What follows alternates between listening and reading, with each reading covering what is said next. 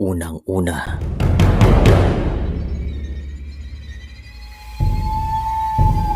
ang ilan sa mga Pilipino ay mahilig sa mga kwentong kababalagan at mayroon akong ikukwento.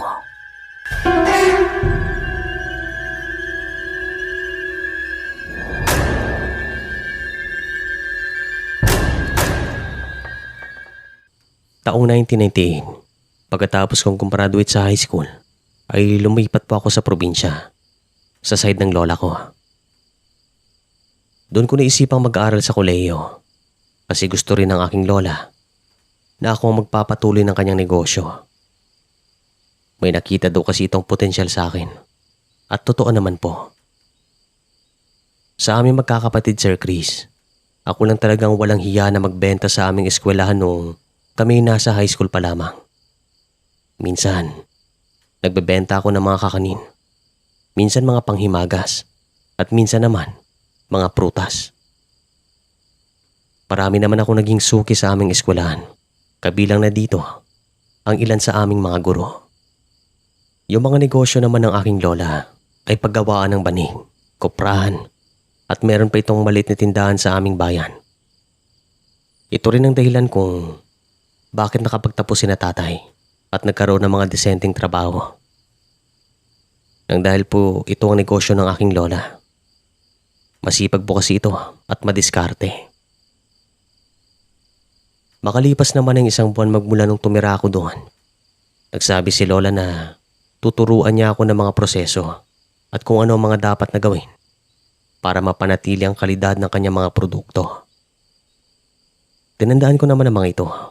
At marami din akong mga nalamang diskarte na mula sa kanya. Tamang-tama din kasi na bakasyon pa namin sa mga panahong ito at medyo malayo pang pasukan. Kaya araw-araw noon ay sinasama ako ni lola sa kanyang mga negosyo. Nang sa ganun ay magkaroon pa ako ng ideya kung paano patakbuhin ang mga ito. Naging maganda naman ang aming pakikitungo sa isa't isa kasi pareho kaming malapit sa negosyo. At fast forward po tayo. Nung nasa third year college na ako, ay nagkasakit po ang aking lola. At habang tumatagal, ay unti-unti po itong nanghina. Napagpasyahan ko naman na huminto na muna sa pag-aaral. Nang sa ganon, ay maalagaan ko po ito ng mabuti. Si nanay at tatay kasi ay meron ding mga trabaho. Yung mga kapatid naman ng aking tatay ay nakatira sa malalayong lugar. At ang kanilang mga anak ay nag-aaral din. E ako yung pinakamalapit kay lola. Kaya ako talaga mag-aalaga sa kanya at isa pa, mahal na mahal ko po si lola. At sabi ko, balang araw ay pwede ko rin namang ipagpatuloy ang aking pag-aaral. Ang importante, gumaling si lola. Ganyan ko po siya kamahal. Makalipas naman ang ilang buwan magmula nung nagkasakit ito, ay dito na nagsimula mga pagpaparamdam tuwing gabi. May mga pagkakataon na hindi ako makatulog na maayos sapagkat meron ako nadidinig na mga yapak at nararamdamang umaaligid sa paligid ng bahay. Pero nung una ay hindi ako naniniwala na meron po itong kaugnayan sa kababalagan. Isang gabi pagkatapos namin kumain ni lola ay meron po siyang sinabi. Iha, wala ka bang nararamdaman tuwing madaling araw? Biglang tanong niya at agad naman akong napahinto. Wala naman po. Bakit po? Sagot ko. Kahit na meron din akong nararamdamang kakaiba. Nang sa ganon ay hindi po siya matakot. Tuwing 4:00, nagigising ako. Pakiramdam ko, merong nakatingin sa akin mula sa bintana. Kahit na nakasara naman ito. Sagot naman niya. Naku po, baka guni-gunin niyo lang po yan la. Sagot ko naman. Pero sa mga sandaling ito ay kinikilabutan na ako. Nagigising din kasi ako sa mga ganitong oras. Ganun ba? Baka nga. Sagot pa niya. O sige na la, pumasok na po tayo sa kwarto. para makapagpahinga na tayo. Sagot ko naman at tumango ito bilang tugon. Agad ko naman siyang inalalayan papasok sa loob ng kwarto at nang makahiga na ito sa kama ay agad akong lumabas para hugasan ang mga pinagkainan namin. Habang hinuhugasan ko mga ito ay nakarinig po ako ng isang pagaspas na nanggagaling sa gilid ng aming bahay na kung saan din naroroon ang bintana ng aming kwarto. Agad po ako napahinto at nagsimula ring umalulong ang mga aso namin sa labas. Kaya binilisan kong paghugas ng mga pinggan. Pagkatapos nito ay pumasok ako sa loob ng aming kwarto at nakita kong tulog na ang aking lola. Agad ko namang ikinabit ang kulambo at saka humiga na ako. Nakiramdam muna ako pero hindi na rin nasundan pa ang mga pagaspas na iyon. At saka tumahimik din naman ang aming alagang aso. Makalipas pa ang isang oras ay dinalaw ako ng antok at di kalaunan ay nakatulog din naman ako. Subalit pagpatak ng madaling araw ay ginising ako ni Lola at sabi niya, meron daw siyang nakitang tao sa loob mismo ng aming kwarto. Kaya agad akong bumangon at tumingin sa paligid. Pero wala naman akong nakita. Hanggang sa naisipan ko ng sindihan ng lampara. Pero wala namang tao bukod sa amin.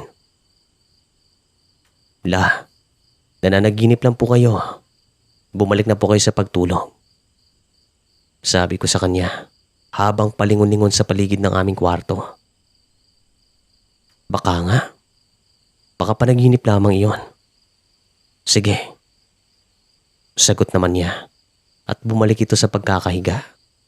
Magmula namang noong sabihin nito ng aking lola ay napagpasyan ko na hindi na lamang ako babalik sa pagtulog. Kasi baka totoo nga na merong nakapasok sa loob ng aming kwarto.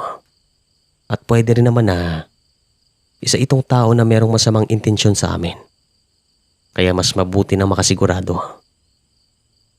Pero hindi ko naman namalayan na nakatulog na pala ako. Bandang 4:00 ay naalimpungatan ako at ang unang ginawa ko ay tumingin ako sa paligid ng kwarto. Yung lampara ay patay na sa mga sandaling ito kaya sobrang dilim. Subalit, meron akong naaaninag na mga figura ng tao sa labas ng kulambo. Tila ba napapaligiran nila kami. Kaya dali-dali kong kinuwang lampara sa mesa na nasa gilid lang naman ng aming kama. At nang mahawakan ko na ito, ay merong ding humawak sa aking mga braso. Napakalamig ng kamay na iyon, kaya agad ako napasigaw. At nang masindihan ko ng lampara, ay wala naman akong makitang tao sa labas ng aming kulambo.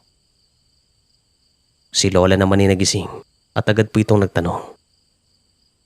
Ano yun, Iya? Bakit ka sumigaw? Meron pong gumapang na ipis sa mga kamay ko. Kaya nagulat po ako. Sagot ko sabay ngiti. Hindi ko sinabi sa kanyang totoo. Kasi baka matakot po siya at lumala ang sakit na kanyang nararamdaman. Tumangon na lamang ito at bumalik sa pagtulog. Nanatili akong gising hanggang umaga at bandang 6:00 ay lumabas na kami ng kwarto habang ako ay nagtitimpla ng kape. Lumabas naman si Lola at tumungo sa kaniyugan at dito po kami kumuha ng mga kopra at nakita ko siya nagsalita na tila ba merong kinakausap. Halos araw-araw magmula nung tumira ako doon ay parang ganito ang kanyang ginagawa at kung tatanungin naman kung sino ang kanyang kinakausap ay wala naman siyang maisagot.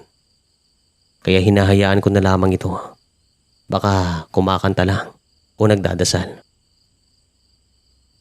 Maya-maya lang ay bumalik din po ito sa loob ng bahay at uminom kami ng kape. Hindi na namin pinag-usapan pang tungkol sa mga nagpakita sa akin kaninang madaling araw kasi nga baka matakot lamang ito. Fast forward po ulit tayo. Makalipas ang mahigit 2 taon ay lumala ang kanyang sakit. Ilang beses na rin kaming pabalik-balik sa bahay paggamutan at binibigyan naman siya ng mga gamot. Gumagaling naman po ito pero nang dahil sa matanda na siya ay meron pang mga sakit na lumilitaw. At ginagawa ko rin naman ng lahat para mapahaba ang buhay ng aking lola. Inaalagaan ko po ito ng mabuti. Hanggang sa isang araw ay meron siyang huling kahilingan na talagang nakakapanibago. Gusto daw niyang tumambay doon sa kaniyugan at gusto niyang nasa tabi niya ako. Hindi naman ako nagdalawang isip na dalhin doon ang kanyang tumba-tumba at inalalayan ko itong pumunta doon. Sa mga sandaling ito ay 5:00 na ng hapon at gusto daw niyang makita ang paglubog ng araw. Maya-maya lang ay umupo ito at nagsabi na kantahan ko daw ito ng isang awitin. Kaya ginawa ko naman. Talagang kakaibang kanyang kahilingan sa mga sandaling ito. Nanibago ako sa kanya. Kinakabahan na rin po ako at hindi ko alam kung bakit. Pakiramdam ko rin ay meron kaming mga kasama. Sa kalagitnaan naman ng aking pagkanta ay nakita kong nakatulog si Lola habang nakangiti. At walang ano-ano ay umihip ang malakas na hangin. Ang lamig nun, kaya nanindig ang aking mga balahibo. At bago pa man pumatak ang 6:00, ay sinubukan ko itong gisingin kasi malapit nang lumubog ang araw at maraming lamok doon. Subalit, napagtanto ko na si Lola ay hindi na humihinga. Nabigla po ako sa mga sandaling ito. Parang hindi ako makagalaw at hindi ko alam kung ano ang aking gagawin. Halo-halo ang emosyon na nararamdaman ko. At walang ano-ano ang ilan sa mga niyog ay nalaglag mula sa kanilang mga puno. Tila ba pinitas sa mga ito at itinapon sa bubong ng aming bahay. Hanggang sa yung aso ng aking lola ay biglang umalalo. Merong nahagip ang aking paningin sa bubungan. Parang merong gumagalaw. Kaya tumingin ako ng mabuti doon. Hanggang sa meron akong nakitang sumilip at nakita ko ang kalahati ng kanyang muka. Isang pusa at hindi pangkaraniwan. Nang dahil dito ay nataranta ako at mula doon sa kaniyugan ay sumigaw ako at humingi ng saklolo. Mabuti naman at narinig ako ng mga kapitbahay namin. Sobrang lakas na sigaw ko. Pero bago pa man sila makapasok sa loob ng aming bakuran, ay nakita ko ang pusa na tumalon mula sa bubungan at tumakbo. Kinabol pa ito ng aming aso, pero naglaho ito sa masukal na bahagi. Malawak po kasing lupain ng aking lola. Maliban sa kaniyugan ay meron pa pong mga puno ng prutas. At nang makapasok ng aming mga kapitbahay, ay agad kong sinabi sa kanila kung ano ang nangyari. Tinulungan naman nila ako na buhatin si Lola papasok sa loob ng bahay at sasamahan daw nila ako doon. Pinag-usapan pa namin ang mga nangyari at sabi ng isang matanda na kapitbahay namin, kaya daw maswerte si Lola sa negosyo ay nang dahil meron daw siyang mga kaibigan na hindi lang namin nakikita. Parang meron daw siyang mga gabay at alam na rin daw niya na hanggang doon na lang kanyang buhay. Kaya humiling ito sa akin na kung pwede, dalhin ito sa kaniyugan. Ganun daw talaga ang sabi ng kapitbahay namin. Nararamdaman ng isang tao kung malapit na itong pumanaw. Hanggang sa napuntang usapan namin tungkol sa pusang nakita ko sa bubong ng bahay at sabi nila aswang daw ito. Lapitin daw ang mga taong may sakit at sigurado sila na hindi lang ito ang unang pagkakataon na umaali-aligi dito sa bahay namin. Fast forward po ulit tayo. Isang araw bago ilibing ang aking lola ay meron ulit akong naranasang kakaiba.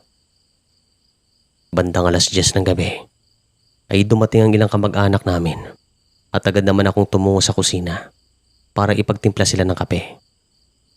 Parang nagkataon din na ako lang tao doon. Sa kalagitnaan ng aking pagtimpla ay nakarinig ako ng mahinang bulong sa aking kaliwang tenga. Pero hindi ko maintindihan kasi napakahina. At mula doon sa kusina ay matatanaw ang kaniyugan.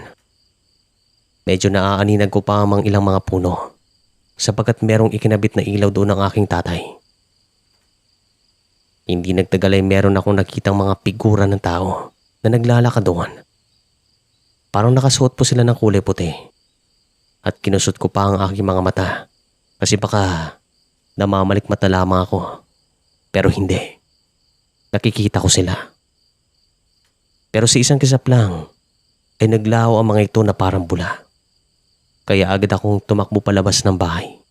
Tinanong naman ako ng aking tiya kung ano ang problema at sinabi ko naman sa kanya kung ano ang aking nakita.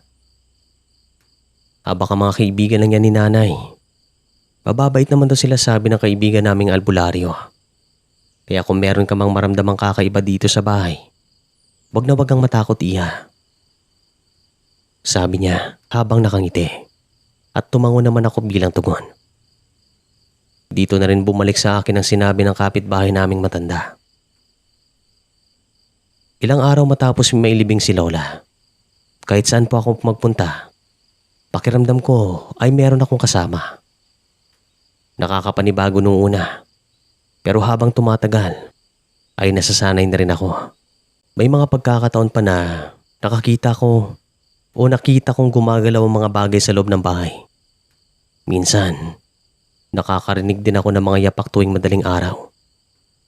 Parang mayroong nagtatakbuhan at minsan naman meron ding kumakatok.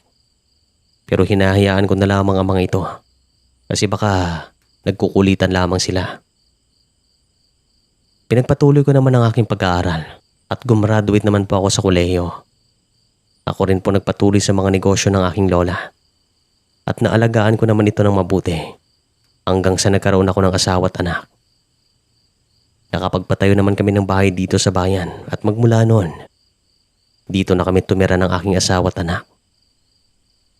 Yung bahay naman po ni Lola ay merong tagapamahala at minsan doon din po kami nagpapalipas ng gabi.